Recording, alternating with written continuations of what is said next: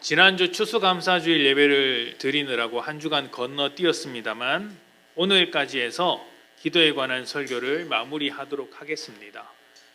숫자를 세어보니까 9번째 시간입니다. 그러니까 벌써 2달이 넘는 시간 동안 우리가 함께 기도에 관한 이야기를 나누었죠. 기도 설교를 하면서 가장 많이 느꼈던 것 중에 하나가 무엇이었느냐면 기도에 대해서 이야기하고 나눌 것들이 정말 많다라는 것이었습니다. 아직까지 다루지 않은 부분들이 굉장히 많죠. 예를 들면 우리가 중보기도의 능력이나 힘에 대해서는 아직 나누지 않았습니다. 살짝 맛보기만 했던 것이죠. 또 방언으로 기도하는 것에 대해서도 우리가 이야기하지 않았습니다. 제가 사실은 연초에 말씀과 기도라는 말씀으로 이제 선포하고 기도에 대해서 이런 말씀을 나누겠다라고 할 때 방언이 포함되어 있었어요. 그래서 방언에 대해서 기도하는 것을 꼭 이 강단 위에서 이야기를 하겠다고 말씀을 드렸는데 못했어요. 어떻게 하다 보니 그렇게 됐죠. 그래서 이제 조금 더 준비를 해서 내년에 말씀을 드리도록 하고요. 성경을 찾아보면 이제 다양한 사람들이 굉장히 다양한 기도를 하고 있는 것을 보게 됩니다. 그래서 이런 것들을 하나하나 살펴보는 것이 우리 기도 생활에, 믿음 생활에 분명한 도움이 될 것입니다. 그런데 이번에는 여기까지만 하고 아쉬움을 삼키도록 하겠습니다. 그리고 다음에 내년이든 그 이후든 다음에 이제 기회가 되었을 때 성경에 나와 있는 기도 하나하나씩 다 찾아보면서 우리가 매주 말씀을 들여다보면 좋을 것 같습니다. 우리가 9주 동안 이렇게 기도에 대해서 많은 이야기들을 나누었는데 사실 이렇게 기도에 대해서 배우는 것보다 훨씬 더 중요한 일이 있죠. 바로 기도를 하는 것입니다. 기도를 하는 게 기도를 아는 것보다 훨씬 더 중요하다고 할 수 있습니다. 아무쪼록 이번 기도 설교를 통해서 기도의 필요성과 중요성, 또 기도의 의미를 알게 되셨으니까 매일매일 기도하시고 또 그 전보다 더 기도하시는 그런 성도님들이 되시기를 부탁드립니다. 자, 2달 가까이 기도에 관한 설교를 하면서 제가 강조했던 것이 있습니다. 기도에 있어서 중요한 것이 무엇이냐면 방법이 아니라 기도하는 사람이 어떤 존재냐 하는 것이었죠. 기도하는 데 있어서 그것만큼 중요한 것은 없습니다. 기도하는 사람이 어떤 존재냐? 이것은 기도하는 사람과 기도받는 하나님과의 관계를 말하는 것이기도 합니다. 그러니까 우리가 기도할 때 이방인으로서 기도하는 것이냐 아니면 하나님의 자녀로서 기도하는 것이냐 이것을 말하는 것이죠. 우리가 하나님의 자녀로서 기도한다라는 것은 기본적으로 하나님과의 관계가 아주 좋다라는 것을 말하는 것입니다. 하나님과의 관계가 좋다라는 건 서로를 이해하는 것이지 않습니까? 그러니까 하나님과의 관계가 좋다는 것은 우리를 이해하시는 하나님을 우리가 이해하는 것, 거기까지 가야 관계가 좋다라고 말할 수 있죠. 그래서 이러한 관계를 바탕으로 우리가 기도할 수 있어야 합니다. 그래서 다룬 첫 번째 주제가 예수님의 이름으로 기도하는 것이었습니다. 우리는 기도를 마칠 때마다 예수님의 이름으로 기도합니다라는 말을 합니다. 이것은 무엇이든지 내 이름으로 기도하면 내가 그것을 이루어 주겠다라고 말씀하신 예수님의 말씀을 의지해서 하는 것이죠. 그 말씀을 의지해서 우리는 예수님의 이름을 놓고 예수님의 이름으로 기도합니다. 식사 때도 예수님의 이름으로 기도하고 예배 시간이 공적인 자리에서도 예수님의 이름으로 기도합니다. 언제든지 빼놓지 않고 예수님의 이름으로 기도를 하죠. 그런데 이 예수님의 이름을 방법으로만 생각을 한다면 요술램프를 비비는 것과 다르지 않습니다. 천일야화에 나오는 알라딘이 요술램프를 비비면 램프의 요정 지니가 나와서 소원을 들어줍니다. 바로 이때 지니가 어떤 뜻을 가지고 있는지, 어떤 목적을 가지고 있는지, 또 알라딘과 지니가 어떤 관계인지는 아무 관심이 없습니다. 필요가 없죠. 그냥 이제 램프를 비볐으니 소원만 들어주면 되는 것입니다. 그러니까 우리가 기도할 때 이런 방법으로 했는데 안 되고 저런 방법으로 했는데 안 되니까 이제 마지막으로 예수님의 이름으로 구하면 되겠구나라고 기도하는 것은 예수님의 이름을 수많은 방법 중에 하나로 취급하는 것과 같다는 것이죠. 그러니까 요술 램프 비비는 것과 예수님의 이름으로 기도하는 것이 똑같다라는 거예요. 그렇게 기도하면 응답이 올까요? 예수님은 지니가 아니고요, 하나님은 램프의 요정이 아닙니다. 기도를 해보신 분, 단 한 번이라도 해보신 분은 알 것입니다. 그렇게 기도하면 절대로 응답되지 않습니다. 그러면 또 이렇게 말합니다. 예수님의 이름을 가지고 기도했는데도 응답되지 않았으니 문제가 있구나. 무엇이 문제일까? 내가 정욕으로 구해서 그렇구나. 그러면 그 정욕을 내려놓고 순수한 마음으로 기도하면 응답이 되지 않겠나? 그런데 이 말은 방법을 잘못 사용했다라는 말과 다르지 않아요. 예수님의 이름이라는 방법을 사용하는데 정욕을 가지고 사용했기 때문에 안 되니까 순수한 마음으로 이 방법을 사용하자라고 생각하는 것이죠. 그렇지 않습니다. 예수님의 이름으로 기도한다는 것은 예수님의 이름을 방법으로 해서 사용한다는 것이 아닙니다. 예수님의 이름을 방법으로 사용한다는 것이 아니죠. 예수님의 이름이 기도의 내용이 되어야 한다라는 거예요.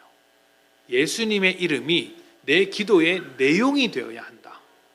다시 말하면 우리의 기도가 예수님의 목적, 예수님께서 이 땅에 오셔서 이루신 것, 예수님께서 가지신 이 소망에 어울리는 것이어야 한다는 것이죠.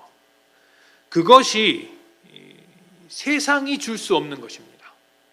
세상이 줄 수 없는 것, 오직 하나님께서만 주실 수 있는 것이죠. 무엇일까요? 하나님 나라입니다. 하나님 나라. 하나님 나라는 하나님께서 통치하시는 영역이라고 볼 수 있습니다.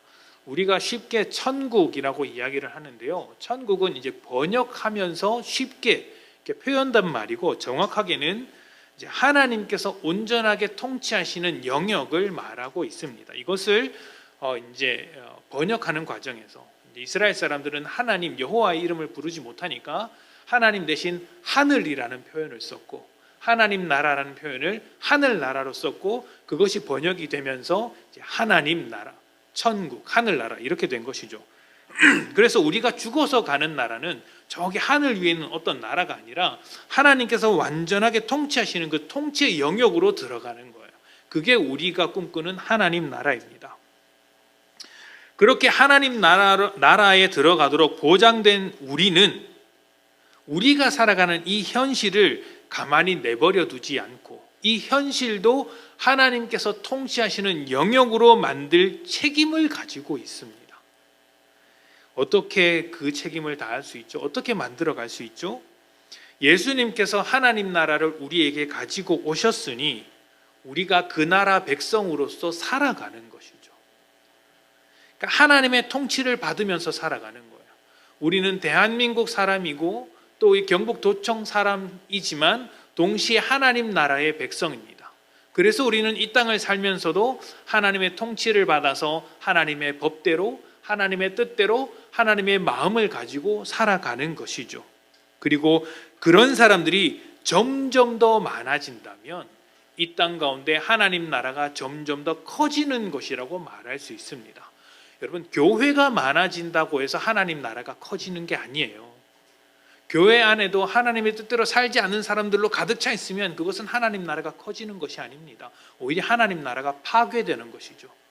하나님 나라가 확장되는 것, 하나님 나라가 커지는 것은 하나님의 뜻대로 살아가는 사람, 하나님의 통치를 받는 사람들이 많아지는 것이고 또 하나님의 통치를 받는 분야가 많아지는 거예요. 학교도 하나님의 뜻대로 가르치고 이 정치도 하나님의 뜻대로 정치를 하게 되고 교회도 물론이거니와 물건을 판매할 때도 사람들을 만날 때도 하나님의 마음을 품고 만나고 다스리고 관계를 맺고 그렇게 한다면 그곳이 곧 하나님 나라가 되는 것입니다. 그러니까 하나님 나라는 가지 못할 곳이 없죠. 모든 곳에 이루어질 수 있는 나라가 되는 것이죠. 우리의 기도는 이러한 하나님의 나라, 하나님의 뜻, 예수 그리스도의 이루심에 부합하는 기도여야 한다라는 거예요. 그러니까 우리의 기도가 하나님 나라의 내용과 부합하는가, 아니면 세상과 부합하는가. 정욕으로 기도할 때 기도의 응답이 없다는 것도 이런 것과 관련이 있습니다. 정욕으로 기도하는 것은 세상과 버치되고자 하는 기도죠. 하나님 나라에 더 가까이 가기 위해서 하는 기도는 아닙니다. 하나님의 다스림을 받아야 할 우리가 오히려 세상의 다스림을 받게 되는 것이 정욕을 쫓는 것입니다. 그러니까 정욕으로 구하는 것이 이루어질 리가 없죠. 하나님은 그것을 원하시지 않으시니까요. 탐심은 곧 우상 숭배라고 이야기를 했습니다. 우상이 보장하는 것들은 사실 따지고 보면 모두 이 세상에서 얻을 수 있는 것들이죠. 우상이 하나님의 나라를 보장하는 것을 보신 적이 있습니까? 바알이나 아세라상, 그러니까 성경에 나와 있는 수많은 우상들이 하나님 나라를 가르치거나 말한 적이 있습니까? 바알과 아세라는, 그런 우상들은 그 시대의 풍요로움을 보장해 주었습니다. 바알은 풍요의 신이었고 농작물을 많이 만들어주는, 비를 흠뻑 내리게 해주는 신이라고 알려져 있죠. 아세라상은 많은 여신인데 출산을 하게 만듭니다. 그러니까 그 당시 사회상으로서는 그것보다 더 좋은 것은 없죠. 그러니까 그것을 보장해 주는 것입니다. 로마 황제를 숭배하던 시대도 있었죠. 로마 황제가 곧 우상이었습니다. 그를 숭배하면 무엇을 보장해 주나요? 로마가 만드는 평화와 번영을 보장해 주었습니다. 그러니까 그 시대의 풍요로움을 주는 것이죠. 오늘날 우리가 살아가는 이 시대에도 우상이 굉장히 많습니다. 우상으로 삼을 만한 것들이 참 많죠. 그 우상들이 무엇을 보장해 줍니까? 오늘 우리 시대의 우상으로 삼는 것들을 생각해 보십시오. 그것이 무엇을 보장해 줍니까? 이 시대가 줄 수 있는 풍요로움을 우리에게 줄 수 있다고 이야기를 하는 것이죠. 풍요로움을 약속할 뿐 하나님 나라를 주는 것은 아닙니다. 하나님의 통치를 이루도록 하는 것은 아니죠. 우상은 우리의 정욕을 덮는 것이고, 우리가 정욕으로 하나님께 기도한다면 그것은 하나님을 우상 취급하는 것입니다. 우리는 기도함에 있어서 우리의 정욕을 내려놓고 하나님 나라를 구할 수 있어야 합니다. 그래서 필요한 것이 자기를 부인하는 것입니다. 자기를 부인하는 것은 하나님과 내가 1대1로 마주 섰을 때 드러나게 되는 내 자신의 모든 모순과 무지함과 죄악을 있는 그대로 고백하고 아버지 되신 하나님께 도움을 구하는 것입니다. 내 뜻을 구하는 것이 아니라, 내 정욕을 구하는 것이 아니라 하나님 나라, 하나님의 뜻을 쫓아갈 수 있도록 구하는 것이죠. 이러한 자기 부인이 없으면 항상 내 뜻을 먼저 구하게 됩니다. 내 뜻이 하나님보다 옳기 때문에 하나님의 뜻과 항상 충돌하게 되는 것이죠. 여러분, 사람의 고집이 얼마나 대단한지 여러분이 경험상 아실 것입니다. 사람의 고집은 정말 대단합니다.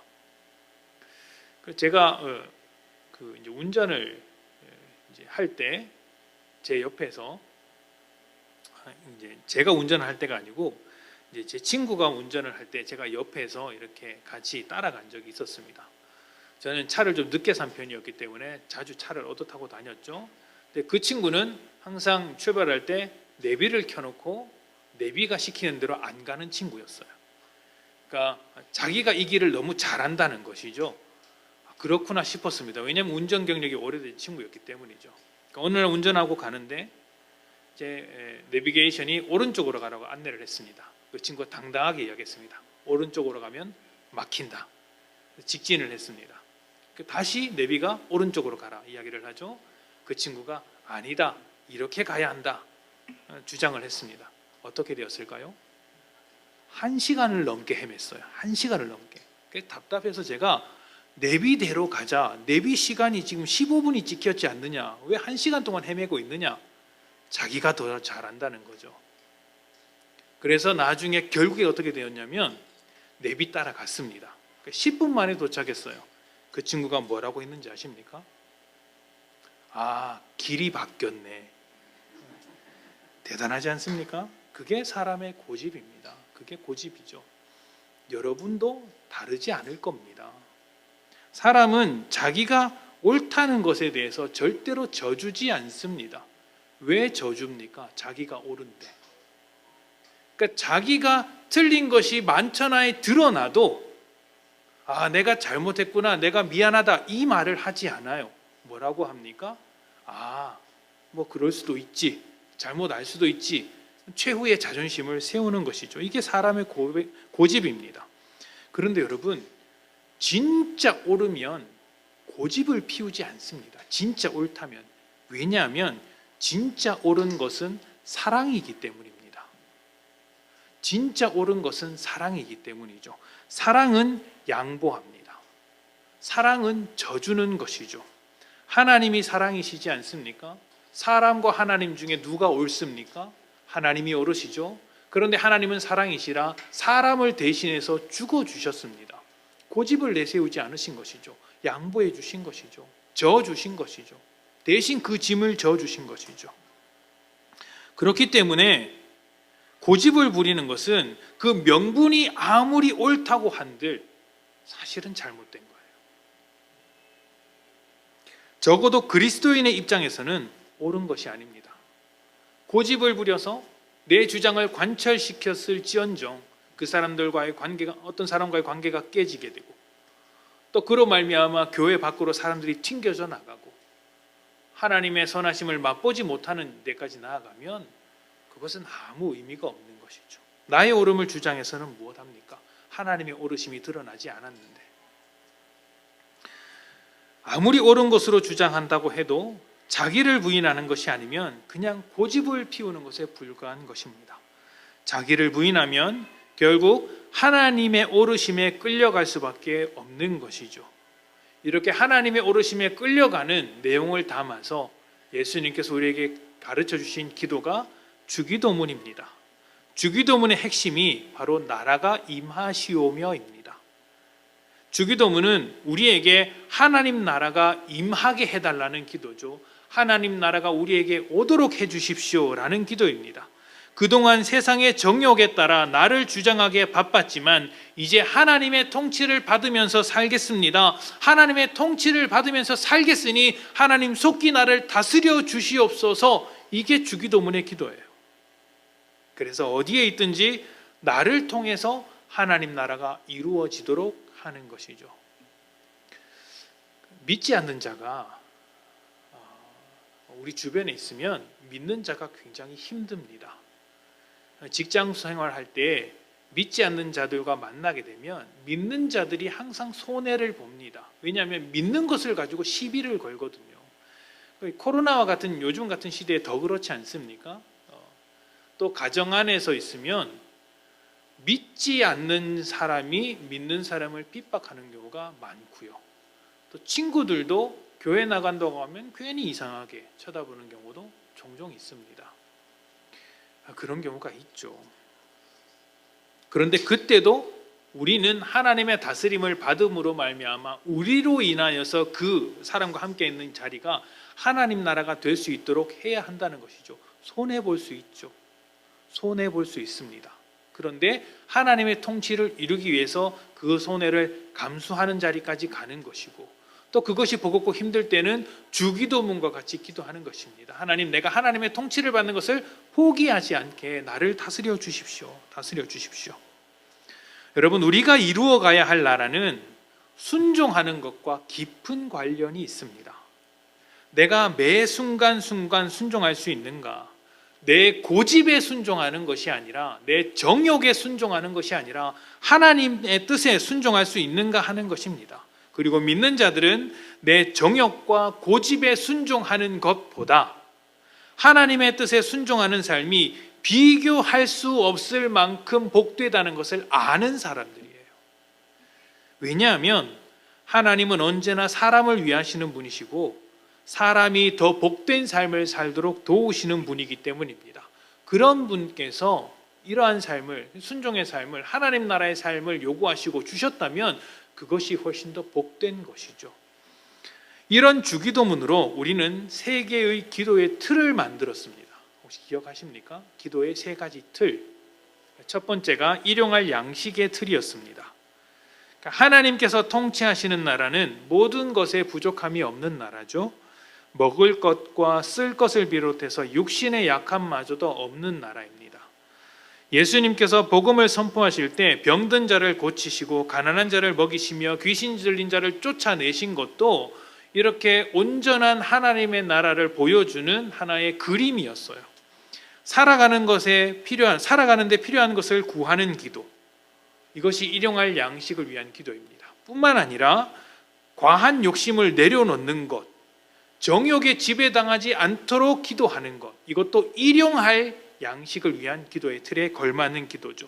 뿐만 아니라 내가 필요한 것 이상의 것을 얻었다면, 살아가는 데 필요한 것 이상의 훨씬 더 많은 것, 풍족한 것을 얻었다면 다른 사람에게 흘려보낼 수 있도록 기도하는 것까지, 그렇게 기도할 때 우리는 하나님의 뜻대로 기도한다라고 말할 수 있습니다. 두 번째는 용서의 틀이 있었어요. 용서의 틀은 하나님께 받은 용서를 생각하면서 다른 사람을 용서하기 원하는 기도입니다. 그러니까 이것은 조금 더 적극적으로 설명하자면 서로 사랑하는 기도예요. 내가 다른 사람을 더 사랑할 수 있게 해주십시오 라는 기도인 것이죠. 또 서로 긍휼하게 생각하는 기도인 것이죠. 하나님, 제가 저 사람을 긍휼하게 여길 수 있도록 인도해 주십시오. 모든 관계에 있어서 가장 어려운 것은 아마 용서인 것 같습니다. 그러니까 좀 잘해주는 것보다 더 어려운 것이 내게 잘못한 사람을 용서해 주는 거예요. 그게 정말 힘듭니다. 그런데 그리스도인은 하나님께로부터 용서를 받은 거예요. 여러분 한번 생각해 보십시오. 하나님께 지은 죄가 무겁습니까? 아니면 사람에게 지은 죄가 무겁습니까? 같은 죄라도 어떤 대상에게 죄를 저지르느냐에 따라서 그 형벌이 달라집니다. 옆에 있는 친구와 치고받고 싸웠다고 해봅시다. 그렇게 폭력적인 일이 일어났다고 해봅시다. 그 죄가 무겁습니까? 똑같은 폭력인데, 똑같은 다툼인데 대통령을 붙잡고 다퉜다고 해봅시다. 어느 것이 더 무겁습니까? 대통령하고 다투는 것은 폭력적인 죄와 더불어서 국가의 질서와 권위에 도전했다는 그 죄도 묻게 될 것입니다. 그러니까 대상이 누구냐에 따라 벌이 달라지고 죄의 무게도 달라지듯이 우리가 하나님께 지은 죄가 사람에게 지은 죄보다 훨씬 더 무거운 것이죠. 비교할 수 없습니다. 그런데 우리는 하나님으로부터 용서를 받았습니다. 뿐만 아니라 날마다 하나님께 용서를 구하며 살아갑니다. 그런데 그보다 가벼운 사람이 지은 죄를 용서하지 못할 수 있겠습니까? 물론 때때로 다친 마음이 아직 회복되지 못해서 또 그 상처들을 이겨내지 못해서 용서를 입 밖으로 꺼내지 못하는 분들도 계실 것입니다. 정말 용서하기 싫은 사람들이 있을 수도 있겠죠. 우리는 연약하니까요. 그렇다고 해도 최소한 저주는 하지 말아야 합니다. 저주는 하지 말아야죠. 오히려 그 순간에도 하나님 앞에 엎드려야 합니다. 하나님께서 갚아달라고, 차라리 하나님께서 갚아달라고 구하면서 나로서는 긍휼의 마음을 갖게 해달라고 기도하는 것이죠. 그래야 내가 받은 용서, 내가 하나님께 받은 용서로 내 삶이 달라졌다라고 말할 수 있는 것이죠. 나는 하나님 앞에 용서를 받아놓고 나는 여전히 다른 사람에 대하여 그렇게 저주와 악독으로 행동을 한다면, 용서 없는 삶을 살아간다면 하나님께서 이렇게 물으실 겁니다. 내가 왜 너를 용서해 주어야 하는가?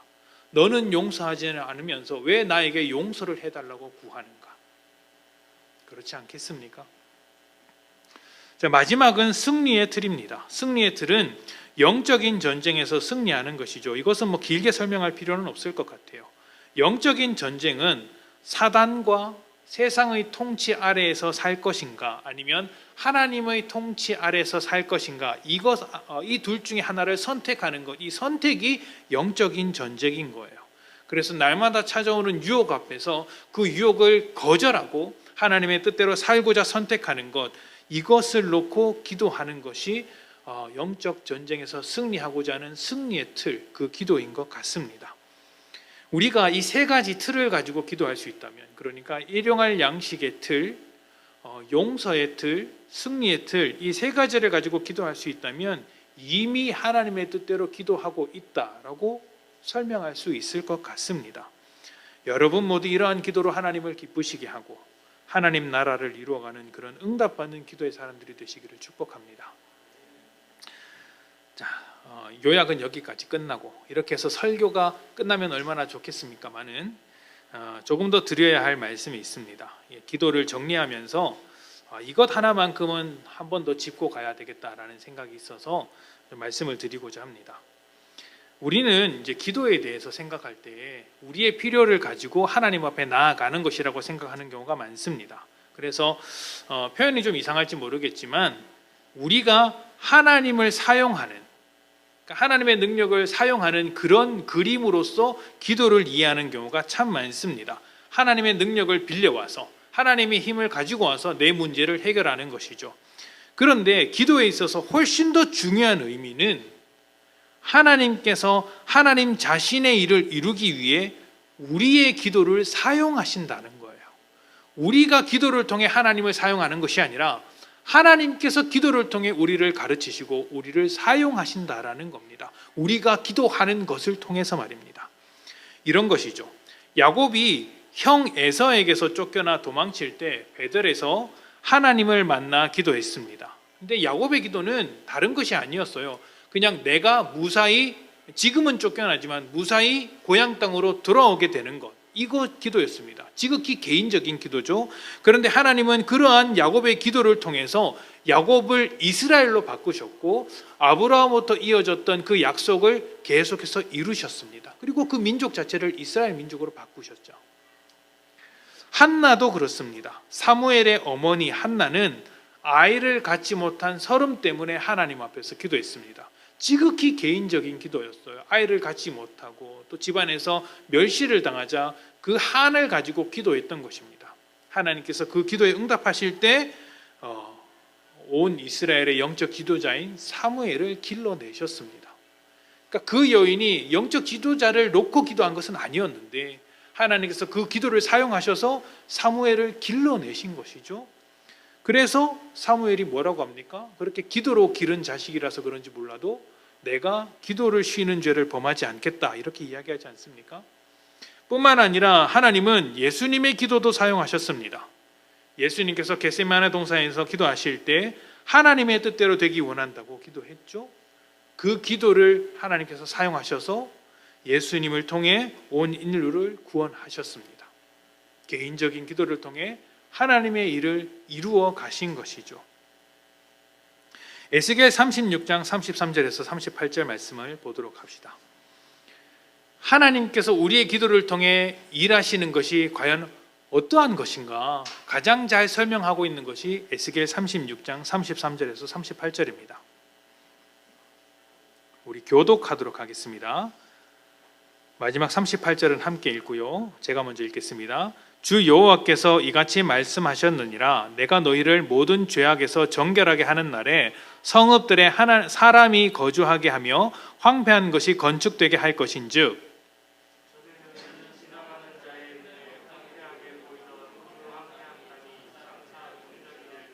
사람이 이르기를 이 땅이 황폐하더니 이제는 에덴 동산같이 되었고 황량하고 적막하고 무너진 성읍들에 성벽과 주민이 있다 하리니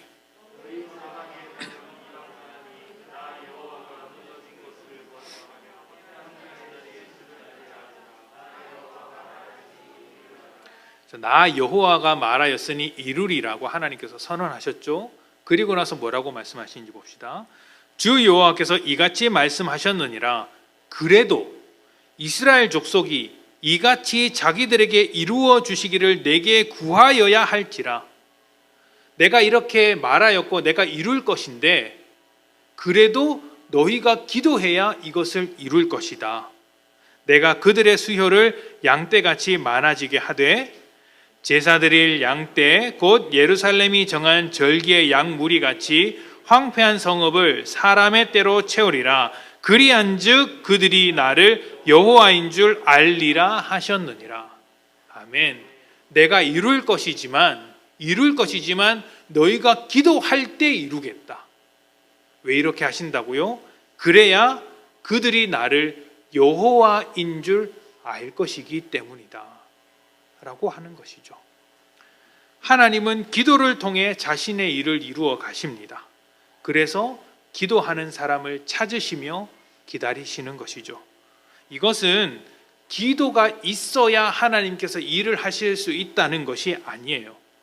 항상 강조하지만 하나님의 일은 하나님께서 하나님의 능력으로 해내십니다. 하나님이 하시는 거예요. 다만 그 중간에 기도하는 사람을 불러서 그 사람을 통해 일을 하시는 거예요. 하나님께서 일을 하시는데 그 일하시는 중간에 기도하는 사람을 불러서 그 사람을 통해 일을 하십니다.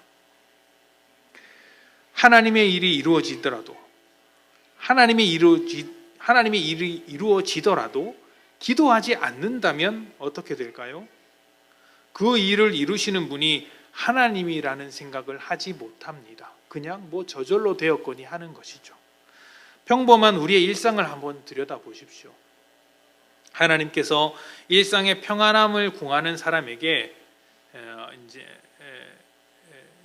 일상의 편안함을 구하는 사람에게는 별일 없이 지나가는 이 하루도 하나님의 응답이 됩니다. 또 우리가 매주 이렇게 드리는 예배도 예배를 간절히 소망하고 은혜 받기를 기도하는 사람에게는 매 순간 이루어지는 하나님의 응답이 되죠. 그런데 이런 것을 기도하지 않는 사람이라면 그냥 하루는 그냥 사는 하루입니다. 하나님이 일하시는 하루가 아니죠. 하나님을 바라보지 못하니까요. 일하시는 하나님을 알지 못하니까요. 보이지 않는 곳에서 여전히 우리를 위해 일하시는 하나님을 발견하는 것이 기도의 자리임에도 불구하고 기도하지 않으면 그냥 사는 것입니다. 그냥 사는 것이고 모든 것이 우연이며 그냥 그렇게 되는 것이죠. 아무 의미가 없는 것입니다. 이런 삶이 복되다고 말할 수 있을까요?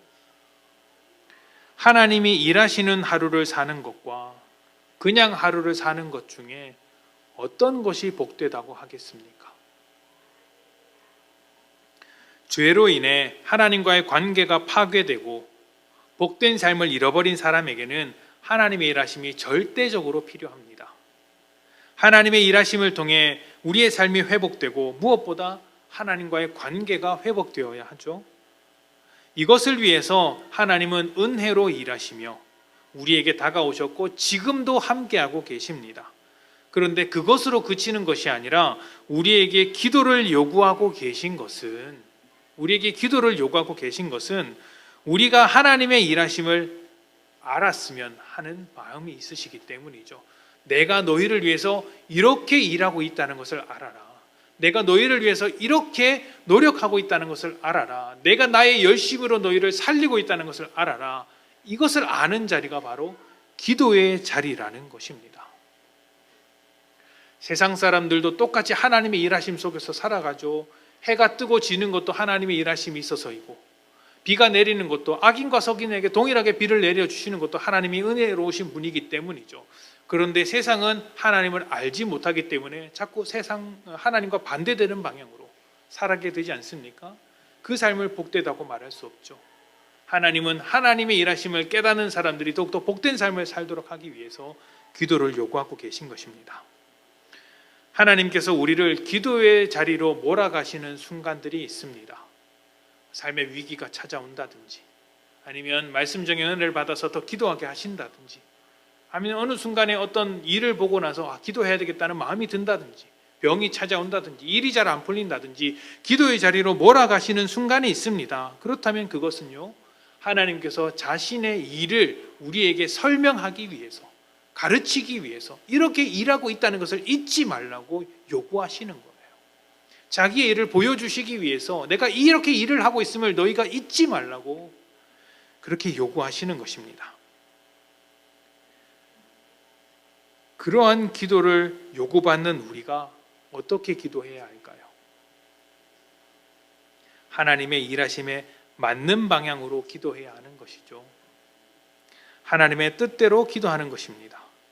세상과 버타기 위해서 기도하는 것을 넘어서서 하나님의 일하심을 발견할 수 있도록, 그리고 항상 하나님 곁에 있기를 구하면서 그렇게 간절히 기도해야 하는 것이죠. 2021년 우리 교회에게 주신 말씀이 말씀과 기도로 더 가까이였습니다. 이 말씀이 2021년으로 끝나지 않고 평생의 습관이 되었으면 좋겠습니다. 말씀을 가지고 단단해져야 할 때 단단해지시고, 또 기도로 하나님을 만나야 할 때 만나는 여러분들이 되셨으면 좋겠습니다. 그래서 기도를 통하여서 여러분 삶에 여전히 일하고 계시고 간섭하시며 은혜로 다가오셔서 축복을 주시는 하나님을 만나고 그 하나님의 뜻대로 살아가면서 하나님 나라를 확장시켜가는 그러한 늘사랑교회 성도님, 기도의 성도님들이 되시기를 축복합니다. 함께 기도합시다.